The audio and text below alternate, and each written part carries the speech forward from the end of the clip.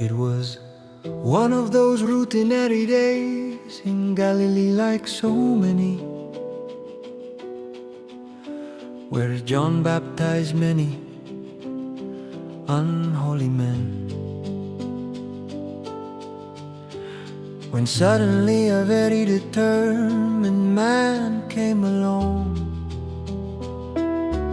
like everyone else, he wanted to be baptized. John, who knew him well, refused to baptize him, because Jesus had not committed any sin. But Jesus told him with conviction, "Do now as I tell you, because it is necessary that we obey everything what God requires, that he who had no sin become sin in order to bear the guilt of sinners."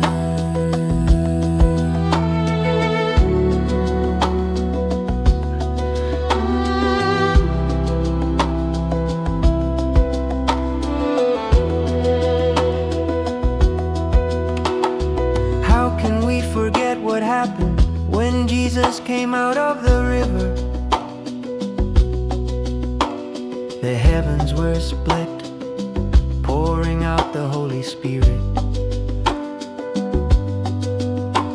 in the form of a humble dove, and rested on the newly baptized, while the Father's voice declared that Jesus was his beloved Son. From that very moment everything changed, for by being anointed with the power of the Holy Spirit, Jesus of Nazareth began his public ministry, preaching to all people and doing good, healing all those oppressed by the devil, for God was pleased with him too.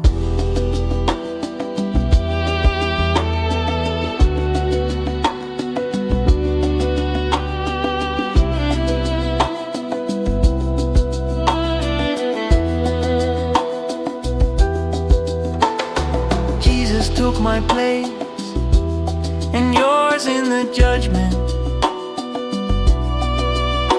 voluntarily carrying your guilt and mine.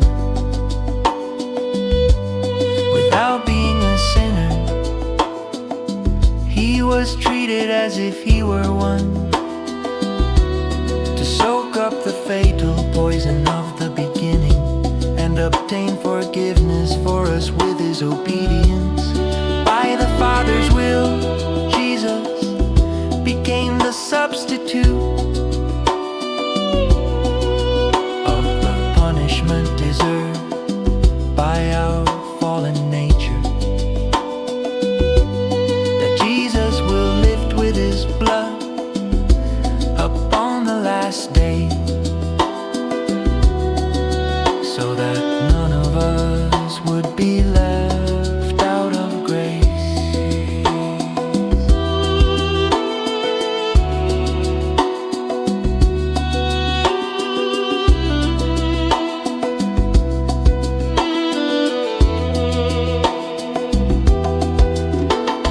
Jesus is the beloved Son of God the Father, the good and faithful servant in whom Yahweh is pleased, to whom Yahweh entrusted us to destroy the fatal effects from the original sin of our first parents, the inheritance that the wicked serpent snatched from us, that divine plan of life in abundance in paradise.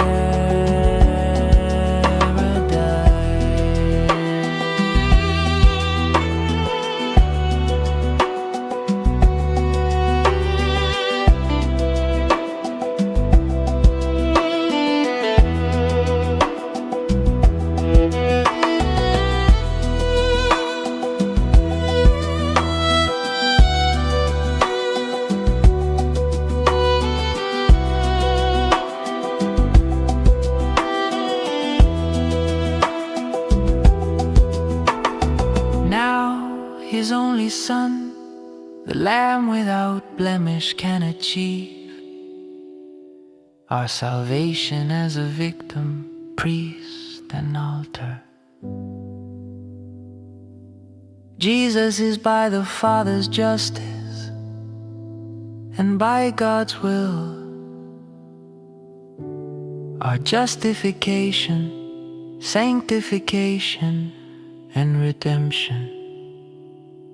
To Him therefore be glory, praise and honor, even if He was not personally a sinner.